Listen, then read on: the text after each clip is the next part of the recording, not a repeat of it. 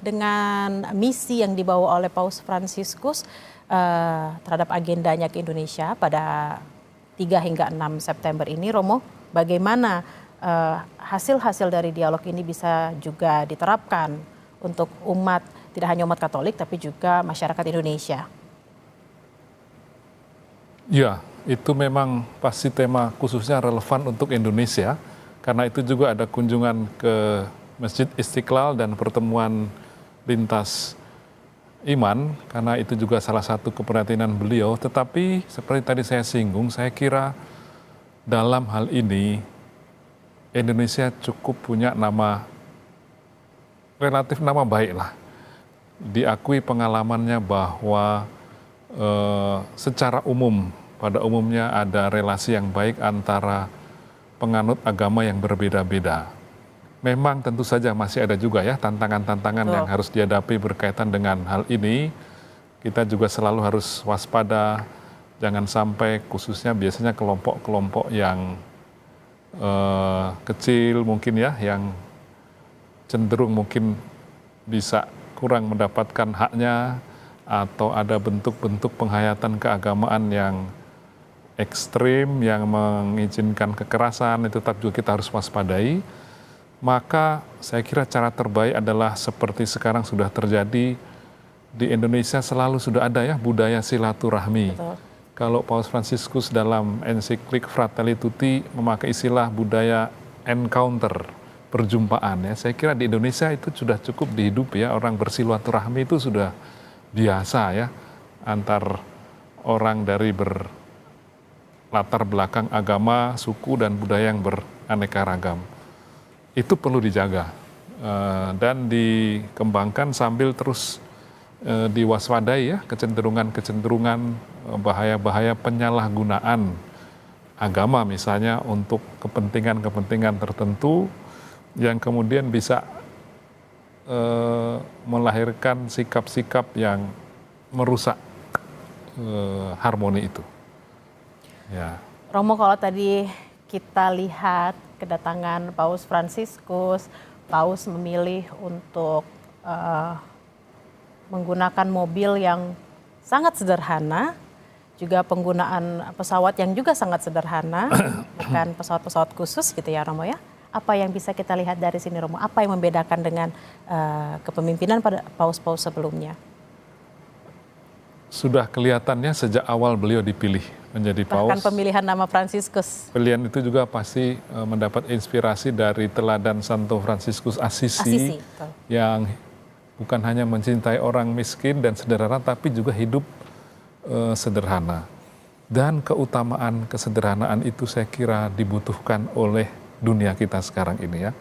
Dunia yang cenderung konsumeristik ya. Dunia yang tadi itu juga karena ketidakmampuan menahan diri atau yang berujung juga pada kebiasaan, beliau menyebut budaya lain throwaway culture, budaya membuang, yang juga mengancam ekologi ya, alam semesta.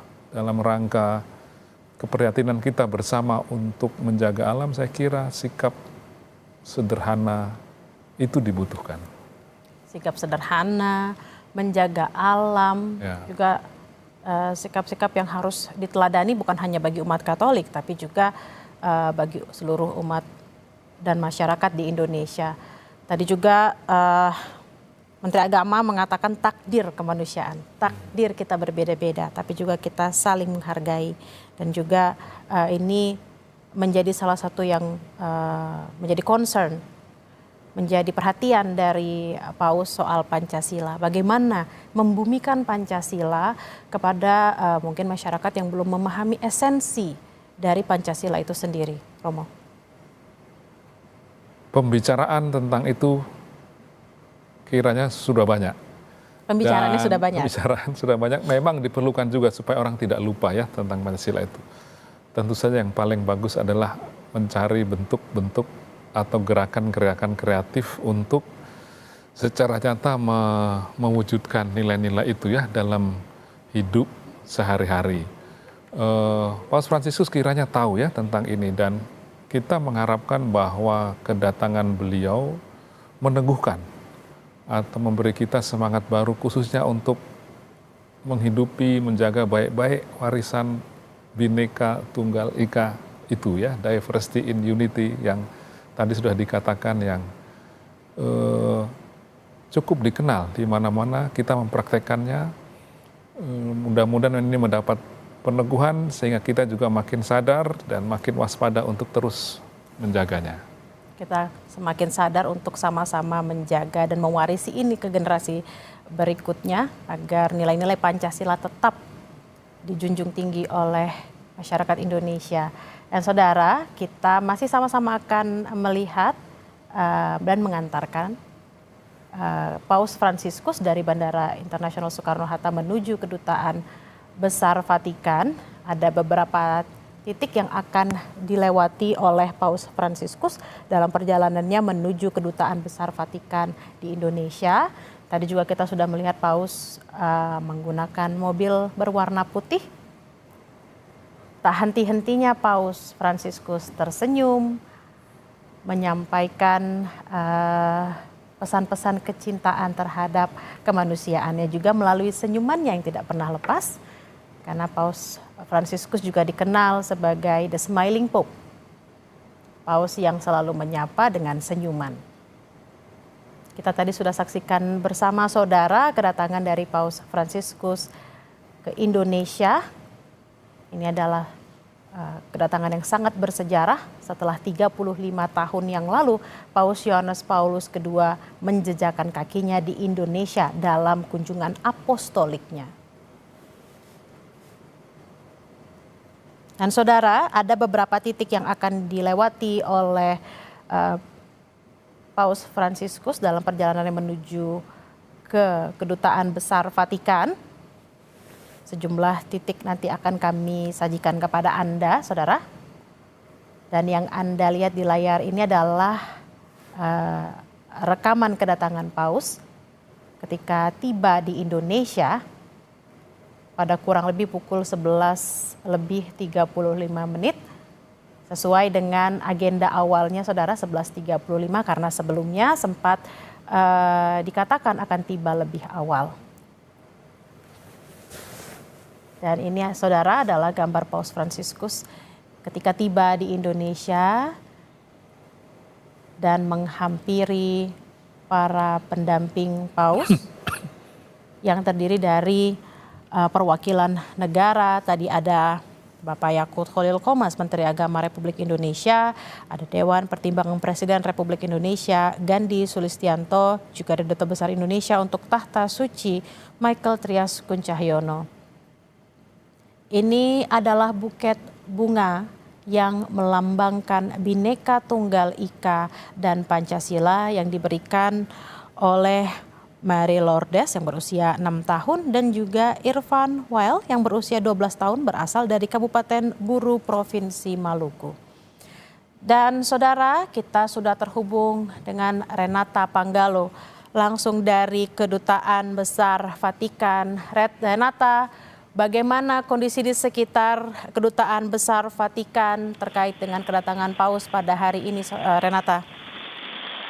Ya, Bella, situasinya nampak kami menyaksikan beberapa meter dari gedung Kedutaan Besar Tahta Suci Vatikan, gerbang sudah dibuka.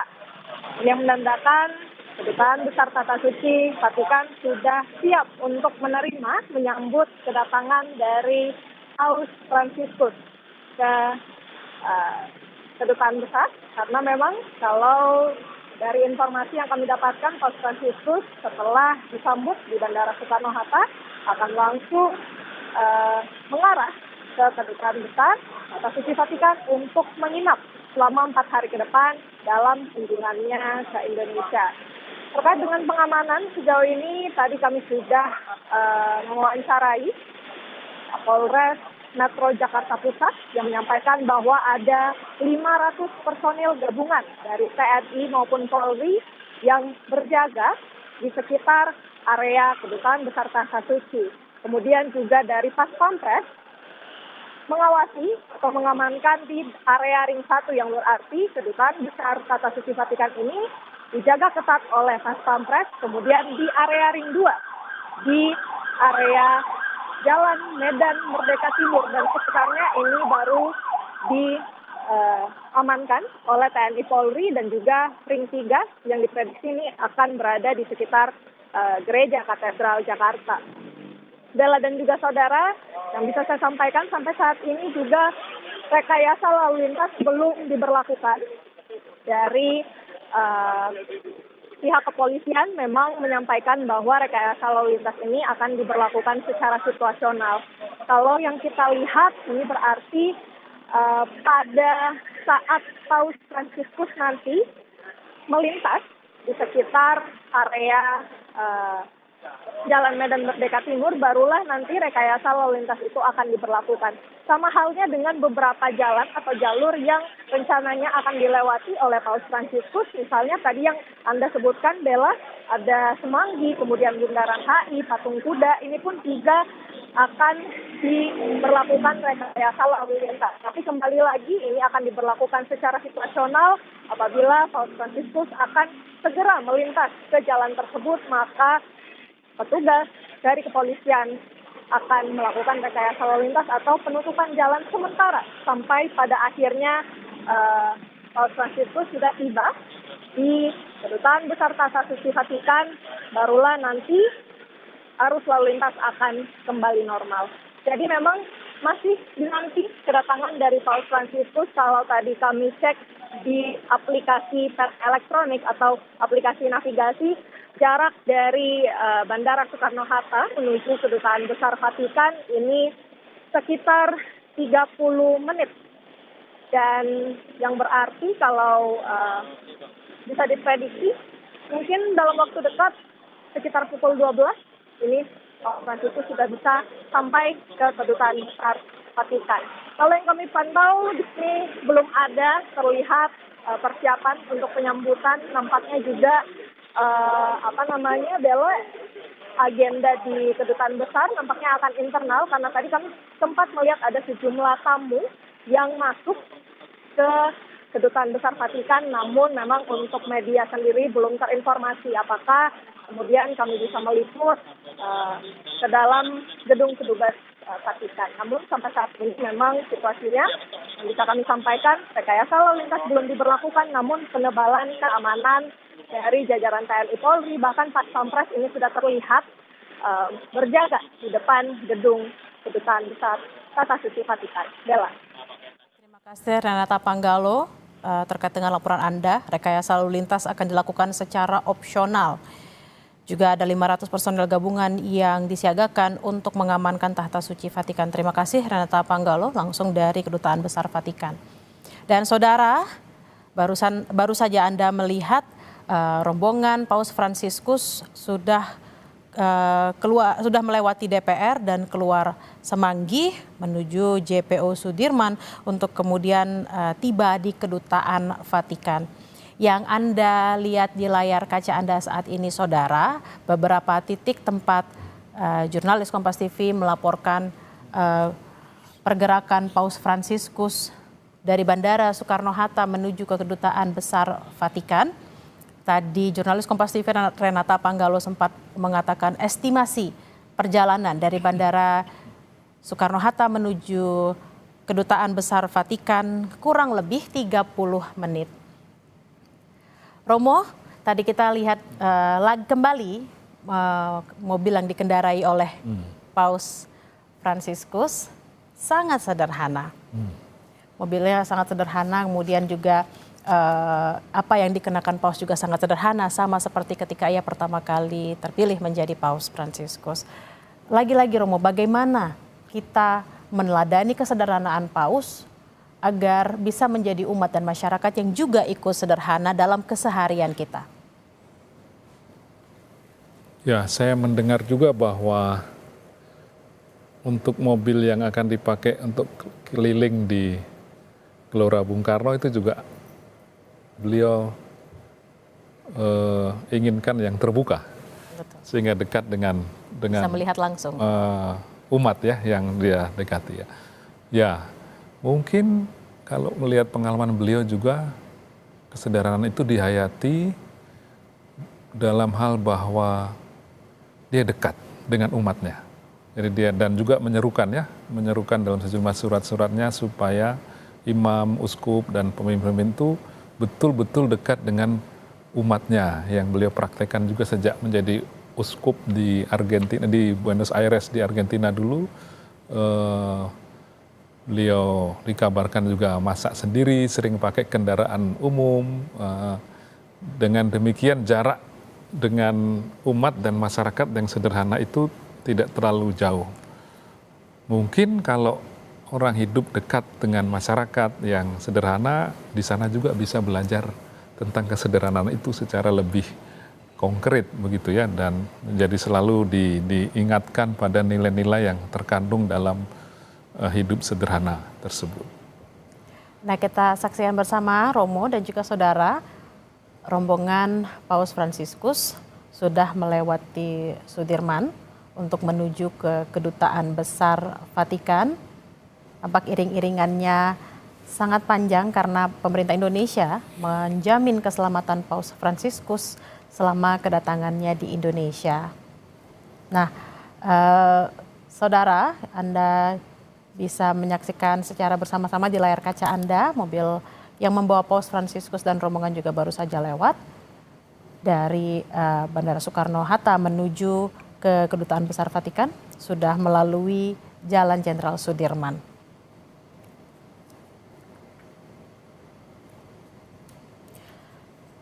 Kita akan kembali berdiskusi, Romo.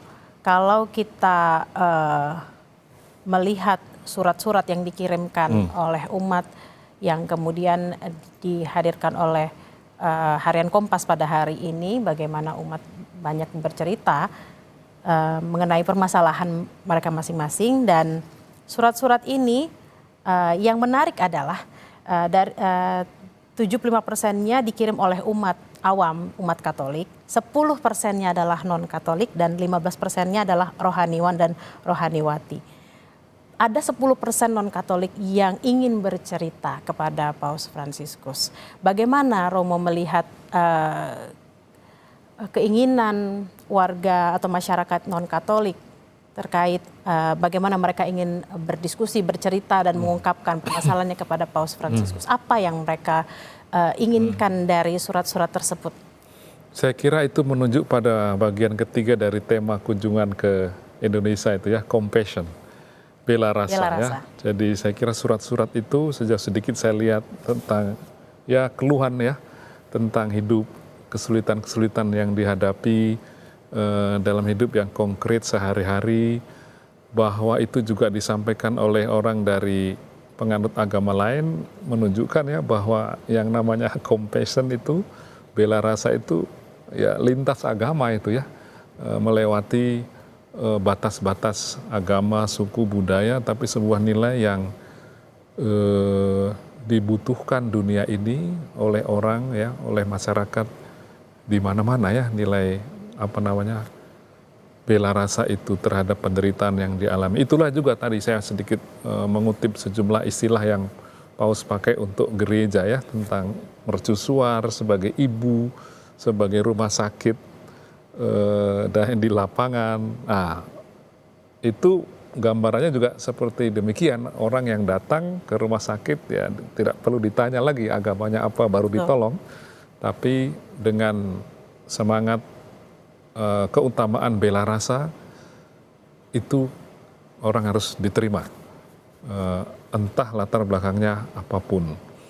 Mungkin saudara-saudara kita yang juga penganut agama lain itu terdorong juga untuk menyampaikan surat itu kepada Paus Fransiskus, mungkin karena mereka juga melihat ya beliau sebagai tokoh yang berbela rasa lintas agama ya, untuk siapapun. Tindakan-tindakan bela rasanya itu bukan hanya untuk orang Katolik, tetapi orang dari berbagai macam penganut agama.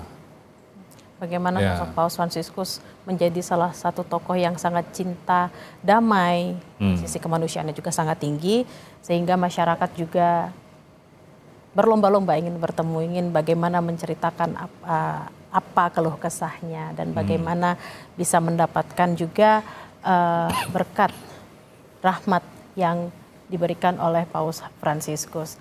Dan saudara, kunjungan Paus Fransiskus ke Indonesia akan dilaksanakan dari tanggal 3 hingga 6 September 2024. Sejumlah agenda sudah dipersiapkan dalam kunjungan Paus ke Indonesia. Hari ini setibanya Paus Fransiskus di Indonesia akan langsung menuju Kedutaan Besar Vatikan untuk beristirahat dan tidak ada agenda lain hari ini, saudara. Agenda-agenda kenegaraan dan juga dialog antar agama akan dilaksanakan pada esok hari, Rabu tanggal 4 September 2024. Yang Anda lihat di layar kaca saat ini adalah mobil yang membawa Paus Fransiskus dari Bandara Internasional Soekarno-Hatta menuju Kedutaan Besar Vatikan. Paus masih melambaikan tangannya, senyumnya juga selalu terkembang karena ia juga terkenal sebagai the Smiling Pope. Tampaknya tidak ada rasa takut untuk tetap membuka jendelanya, Romo, karena jendela mobil ya. Apa yang bisa Romo lihat? Kalau kita lihat Paus tidak takut untuk menurunkan kaca dan bahkan tidak menggunakan mobil yang anti peluru gitu. Datang ke Indonesia, tetap membuka kaca dan menyapa semua orang. Apa yang bisa Romo lihat dari sini? Di satu pihak itu tentu simbol perdamaian, ungkapan dari hatinya sendiri yang mungkin kita bisa mengatakan dia merasa tidak punya musuh mungkin ya, atau dia sendiri tidak memusuhi orang ya, yang meskipun mungkin berbeda pendapat atau mungkin juga mengkritik beliau atau tidak begitu senang dengan kebijakan-kebijakannya, tetapi semangat perdamaian dan tidak memusuhi itu mungkin terungkap di sana ya, karena itu juga terungkap dalam sejumlah dokumen di mana dia mengatakan bahwa kita jangan mudah menghakimi orang lain karena kesalahan-kesalahannya tidak ada orang yang pantas dipersalahkan selamanya, maksudnya begitu, tekanan pada selamanya itu. Jadi dia mengharapkan bahwa suasana perdamaian itu dimulai dari kita sendiri.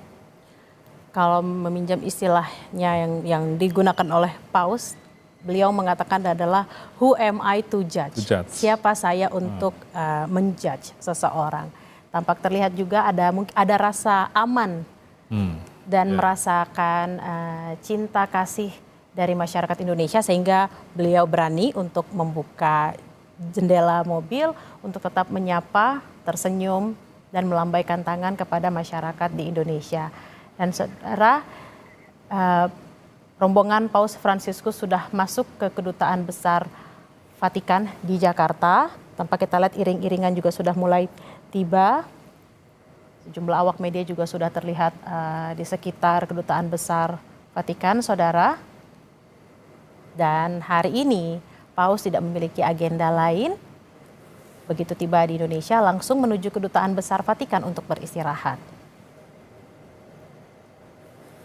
Mobil Paus sudah terlihat dan sudah mulai akan berbelok masuk ke Kedutaan Besar Vatikan di Jakarta, saudara. Lambaian tangan dari masyarakat juga sudah terlihat. Paus juga menyambut dengan lambaian tangan dan juga tersenyum. Tampak mobil sudah mulai masuk ke dalam Kedutaan Besar Vatikan di Jakarta. Juga mobil rombongan, saudara, tampak pengamanan yang sangat ketat ada di sekitar kunjungan Paus dan kedatangan Paus di Kedutaan Besar Vatikan di Jakarta. Hari ini Paus tidak memiliki agenda lain. Begitu tiba di Jakarta langsung beristirahat di Kedutaan Besar Vatikan di Jakarta. Agenda kenegaraan dan dialog antar agama akan dilaksanakan pada tanggal 4 hingga tanggal 5 September 2024.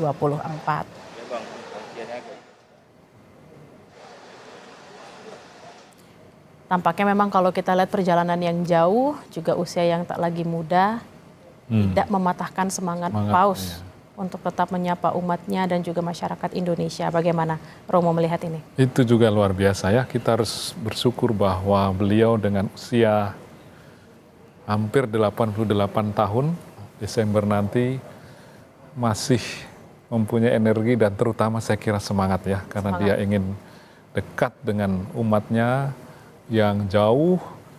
Kita ini jauh, negara dengan jumlah umat Katolik yang secara persentase kecil, Minoritas gitu ya. minoritas ya, tapi beliau mau mengambil resiko dan berani untuk memutuskan pergi dan mengunjungi ya.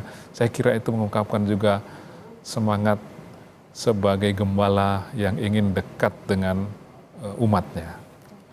Bagaimana minoritas di negara yang sebagian besar beragama Islam, kita mendapatkan kesempatan untuk didatangi oleh Paus Fransiskus pada agenda pertama kunjungan Paus ke Asia Oseania. Apa yang bisa kita pelajari dari kunjungan ini, Romo? Satu, saya kira dia ingin meneguhkan umatnya sendiri yang meskipun kelompoknya tidak besar, agar tetap setia dan pada imannya dan memberi kesaksian. Tapi juga saya kira pengakuan bagi Indonesia dari sudut bahwa kebebasan beragama, hubungan satu sama lain, bahwa agama khususnya agama Muslim yang ada di sini yang merupakan mayoritas adalah sebagian besar kelompok yang katakanlah moderat. Nah, saya kira itu beliau juga ingin memberi apresiasi.